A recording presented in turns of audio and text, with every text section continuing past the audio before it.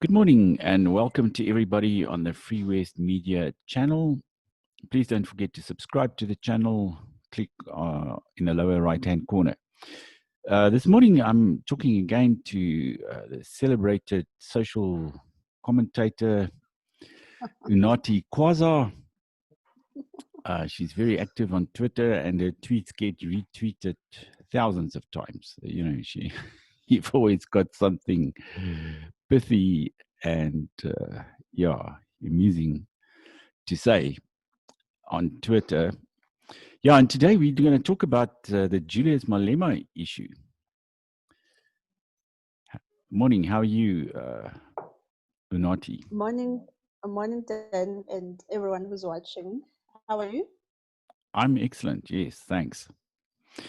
So over the last week or so, we've had a really crazy time in South Africa. You know, my wife went to the Clicks the other day, and the place was closed, and apparently they had threatened to burn it down and to loot it. The EFF people. So, and that way they forced all the Clicks to close countrywide for a day or two. And, you know, they did actually commit violence here and there. And so how can a political party in a country like South Africa, you know, do things like that? Yeah, we all want to know, and having asked that, we can also ask why is the president silent on the matter? Why is the presidency silent on the matter? Why is Parliament even silent, or even IEC? Because remember that EFF is, I mean, they whatever. I mean, all political parties have to lead a certain way, but for some reason, EFF You is actually only. quite right. If I could interrupt you there, because I hadn't thought about that, but in fact, they are bound by the ethical rules of the IEC, and they have to behave themselves like a political party. So, I mean, just the same way what they're called, black first, land first. Yeah, Yeah, yes. they were deregistered as a political party. Mm. So we should ask, why is the IEC also silent on the issue? It for me it shows that the AFF has been given this freedom to do whatever they please. By the way, EFF does what they do not for black people.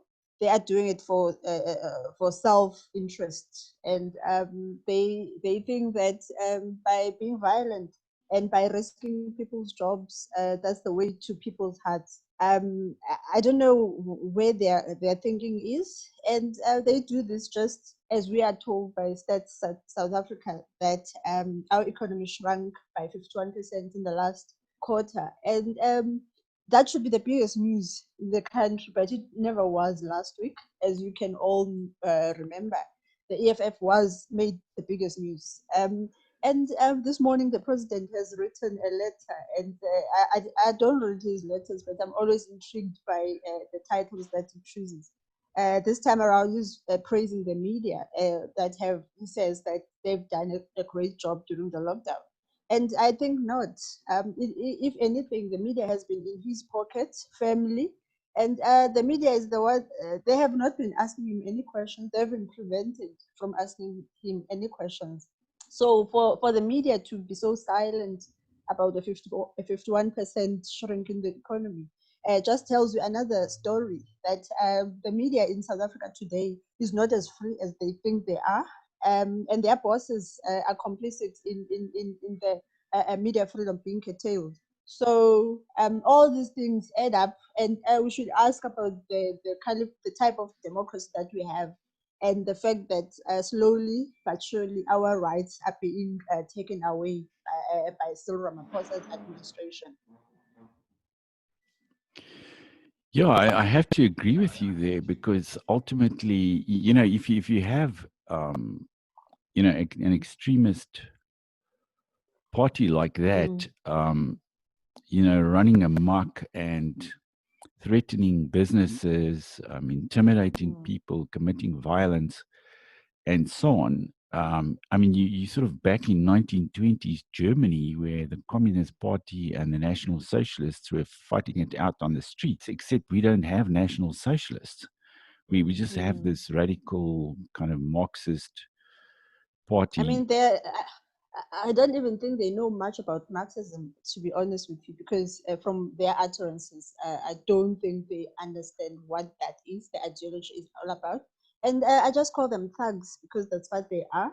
And the police, South African Police Service, is afraid of them.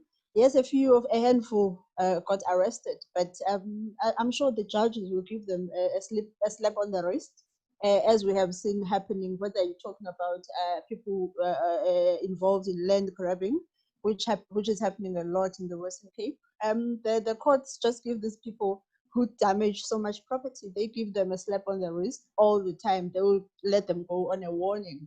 And yet they cause so much damage to people. They cause trauma to people who have to.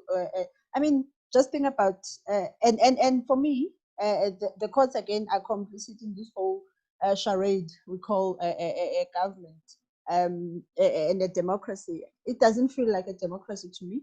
This doesn't feel like freedom. If I'm still talking about the questionable issue of media freedom in South Africa in 2020, and the fact that the president cannot be asked questions in a time of a crisis, which is the one that we've had to deal with. So all these things add up to make one. Actually, we should all, if people love freedom as much as I do, we should all question these things, and we should all be asking questions because I mean, communists, socialists, all these people, they will start little by little, and before you know it, you can't insult the president, you can't insult someone in government, in high echelons of power.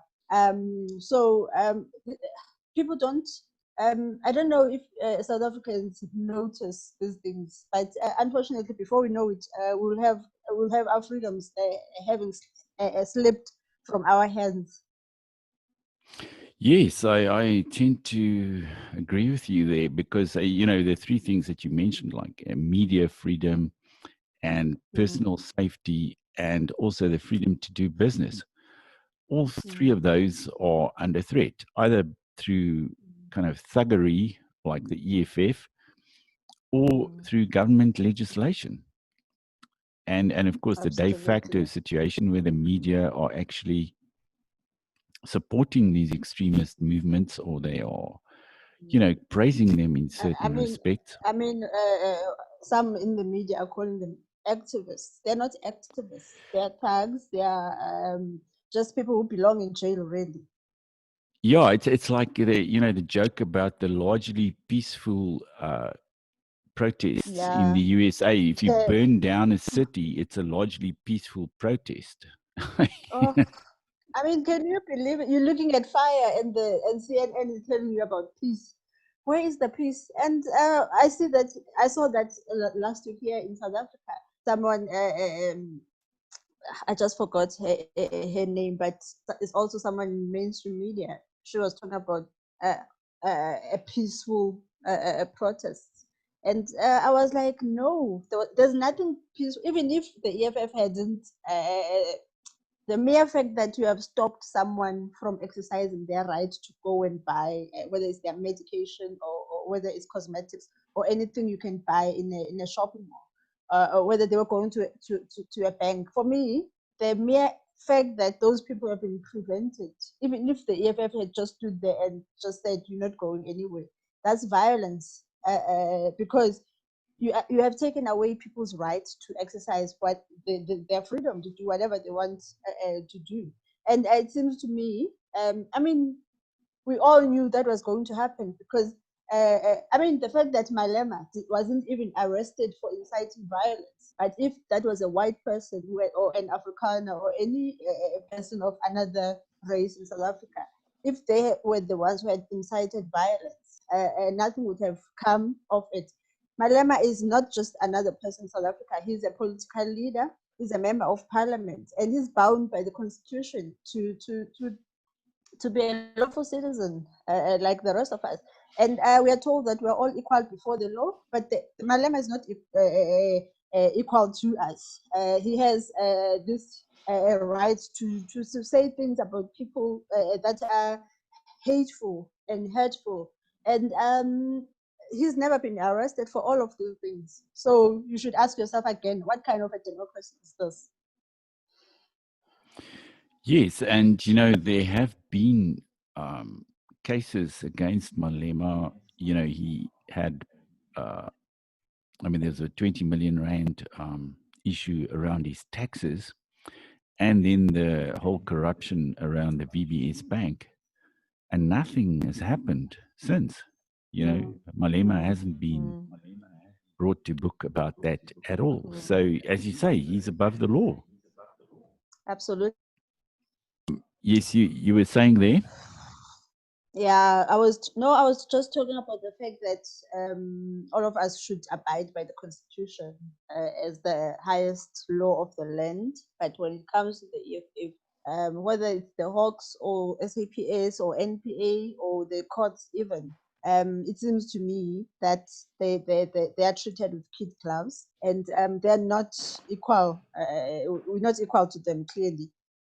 We are just little people, and the EFF is high up there with the ANC people who have still, by the way, not been arrested of any crimes that are mentioned in the State Capture Zondo Commission.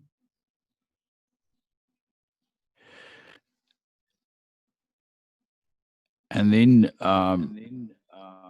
you know, in the report, or I think it was in the report, there was one of the commentators writing, I think Yanda Longo or someone, he was saying that the DA should enter into coalitions with the EFF. You know, that's the hope for South Africa, is a DA-EFF Oh my coalition. word.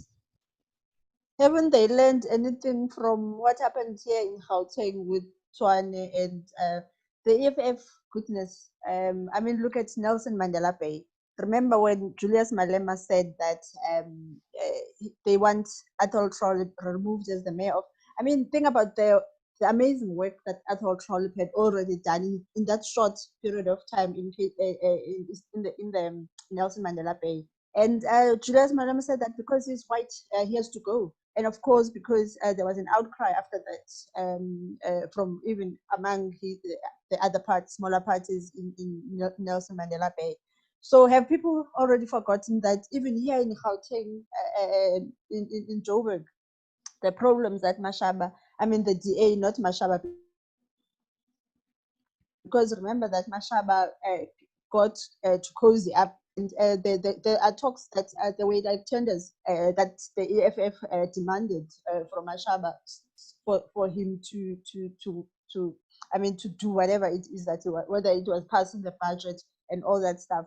So the EFF are not people that you can even think of. It was not even formal coalitions at that time.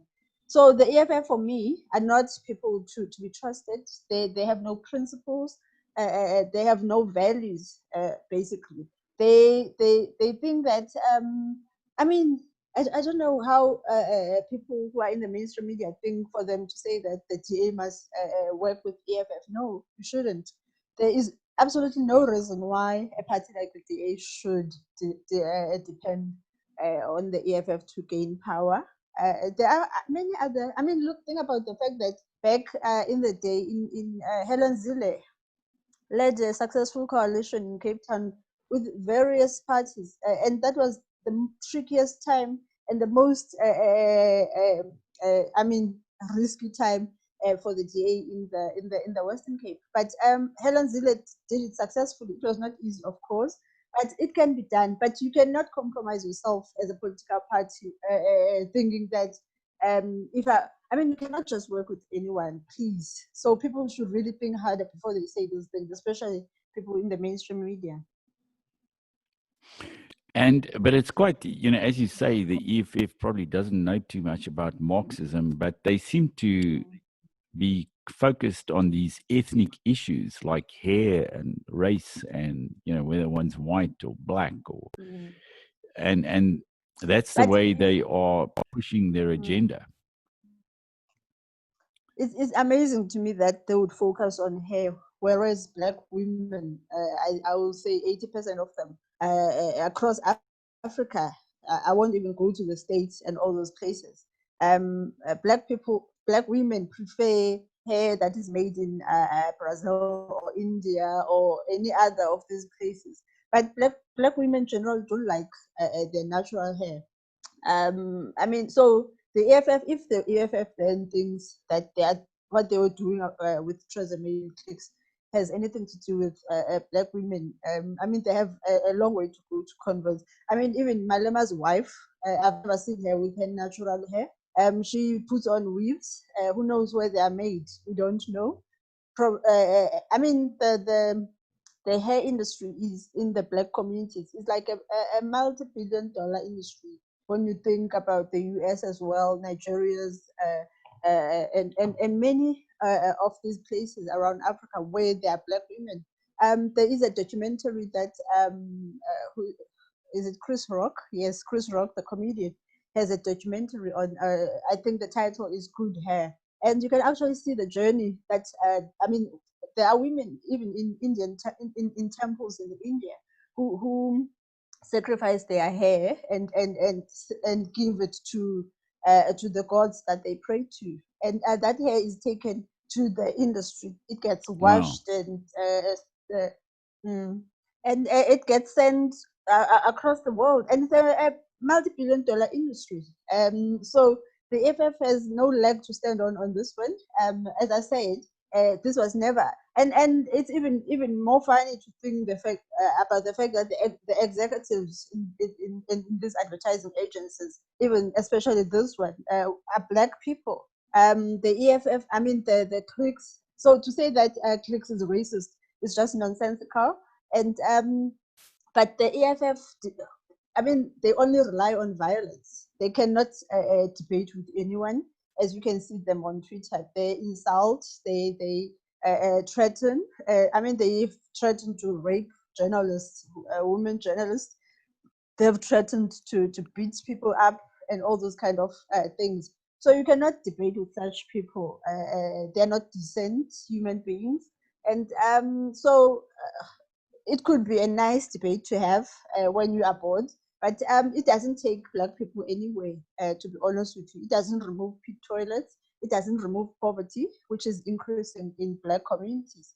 So what exactly was this about? Was it about, it was just about EFF. They missed the limelight. If you can think about it, since the lockdown, they've been very silent. The media's attention has moved away from them. So this was another way of them showing everyone that they can still be violent and make headlines.